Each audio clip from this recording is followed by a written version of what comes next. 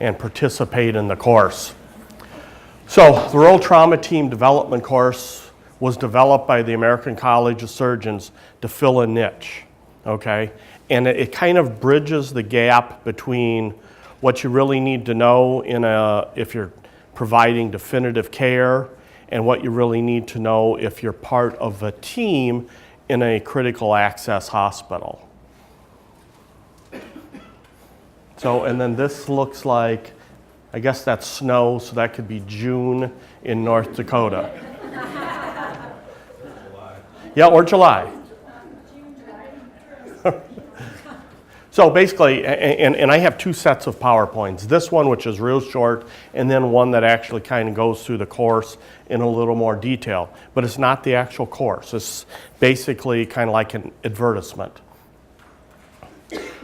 So we will point out things that are really important for the rural providers.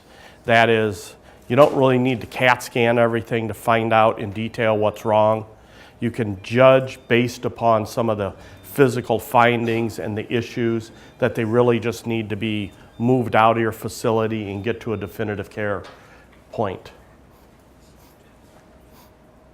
So, and it was basically to improve the care of the rural trauma patient because we found that there were huge issues that were occurring. We will develop a team approach and initiate prompt transfer, and the key is prompt transfer. And we kind of help a lot of these providers in these rural locations to, when you get the field call, get your stuff together. Be thinking ahead of time. If you hear that you have a stab wound to the heart, guess what? If you have no surgeon in your facility, you need to be really thinking, how soon can I get them out the door?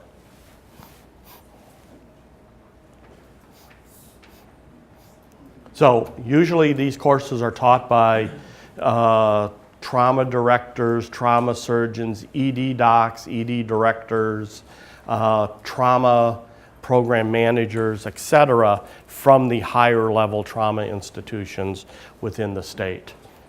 It allows the facility itself, the rural facility, to actually set up their own teams and learn how to function together under the supervision of people who do it every day.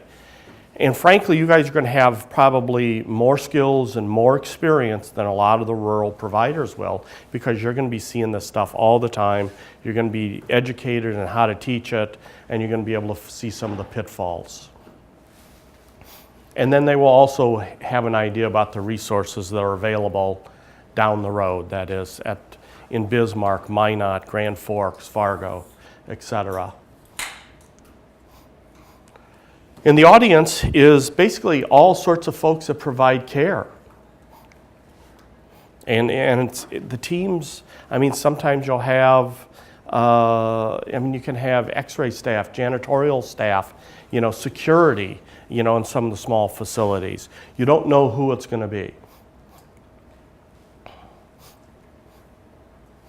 But you do identify the teams, and you have a leader and at least 2 members. Now, you can certainly have more than 3, okay? So they will define it. You will assist them. Okay, and what do they need to put on a course? They need a room large enough to seat the audience for the lectures. You need additional rooms for scenarios, okay? Now, you can hold it in the ED, but depending upon the facility, if they have 1 or 2 bays, you probably can't hold it in their ED because they need to use it while you're there, because it takes most of the day to put a course on, all told. In the morning there's some lecture material, in the afternoon there's these case scenarios. And they need a laptop projector, and ideally an LCD projector with a screen, speakers maybe a microphone. It depends upon how big the room is. There's not really a whole lot of equipment needed. All of this is going to be in the trucks basically. So, you guys will have it with you. Otherwise, we're putting a course on May 18th in Hettinger. We're taking the stuff with us that we need. along with whatever they may have on hand, and they'll have some stuff. But we have lots of stuff from our ATLS courses, including Trauma Man that we'll take.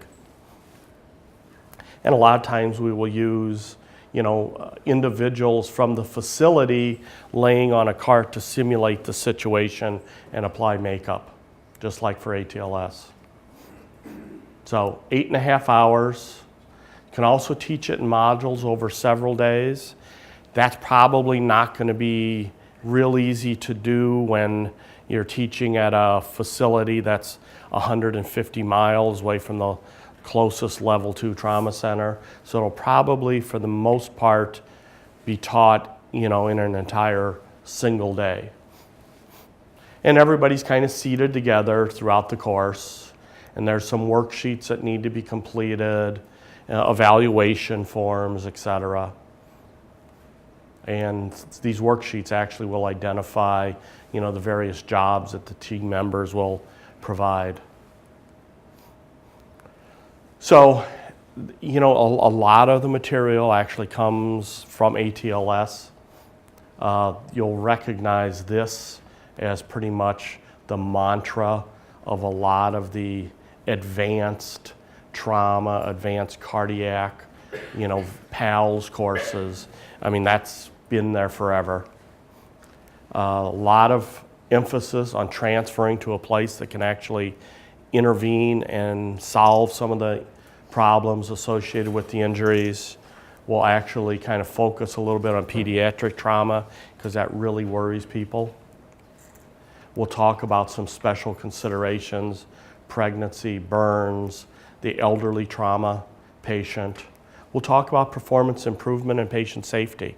How do they critique their own performance? Not only throughout this course, but subsequent.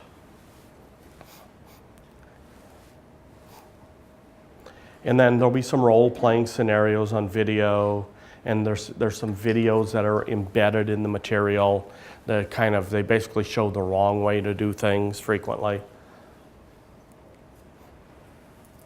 And then they will rotate through patient scenarios in their own facility. We'll try to, make them as realistic to their own facility as possible. There are instructors, you guys, will critique the performance of the team members. And we also ask them probably before we critique them, tell us how you think you did. And a lot of times they have really significant insight into things that they could have done better. It provides some CMEs and also CEUs, depending upon, one's profession. We can have up to 30 participants, at a time.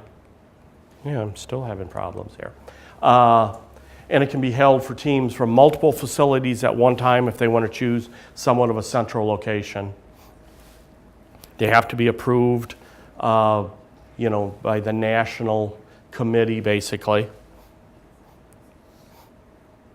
The texts that being passed around somehow cost $50.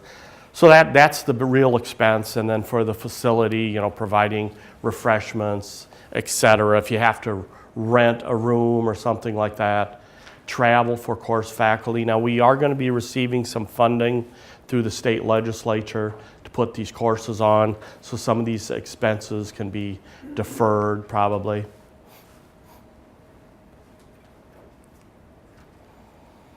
And then, basically these are requested by the rural facilities, so they can call the state, at least within North Dakota, and either Ruth Hersman or I can facilitate. I'm actually, the college emails me the requests to approve as well, because I'm the chair of the Committee on Trauma in North Dakota. But that's actually, after the first few courses, I may not ask to be notified necessarily. But I'll hear about them one way or another. And then there's a pre-course questionnaire that goes to the facility to check on their resources, etc.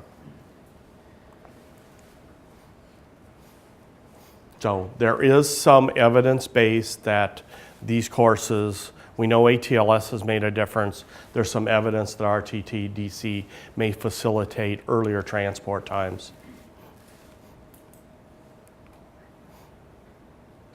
So basically, we tailor to the facility, and hopefully it improves transport or time to transport. And it's really designed to be fairly cheap and simple and repeatable.